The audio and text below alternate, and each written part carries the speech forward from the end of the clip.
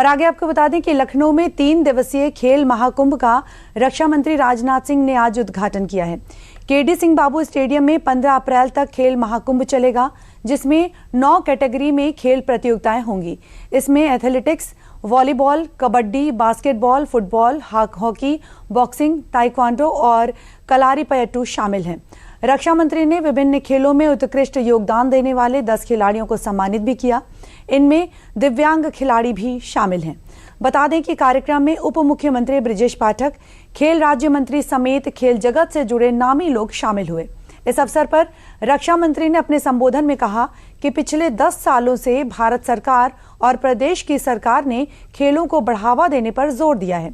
साथ ही उन्होंने ये भी कहा कि पहले क्रिकेट और हॉकी के लिए भारत जाना जाता था, लेकिन अब ओलंपिक में अन्य खेलों में भी पदक जीतकर भारत के खिलाड़ी अपना नाम रोशन कर रहे हैं।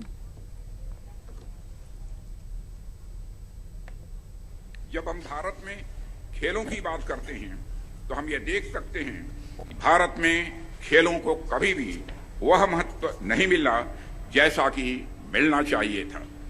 इसलिए यह बहुत महत्वपूर्ण है में खेल और खिलाड़ियों के महत्व को न केवल समझा जाए बल्कि उन्हें आगे बढ़ने का भी पूरा अवसर दिया जाए। साथियों, में भारत में पिछले 10-12 वर्षों से खेलों को लेकर आप स्वयं महसूस करते होंगे एक माहौल में काफी बदलाव आया। पहले हम केवल एक क्रिकेट और हॉकी खेलने वाले देश के रूप में सारी दुनिया में जाने जाते थे, और जब बात ओलंपिक खेलों की आती थी तो हम मेडल टैली में अपना नाम तक दर्ज नहीं करा पाते थे। लेकिन अब भारत के बड़े बड़े स्पोर्ट्सिंग इवेंट्स में अपनी एक अलग पहचान बनाने में हम सफल साबित हो रहे हैं। साथियों, पिछले 11 वर्षों में भारत में एक खेल का एक नया युग प्रारंभ हुआ है।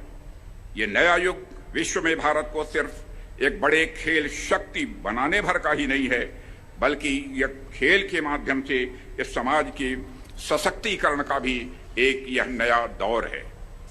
एक समय था जब हमारे देश में खेलों को लेकर एक उदासीनता का भाव था। स्पोर्ट्स भी एक कैरियर हो सकता है, यह बहुत ही कम लोग सोचते थे।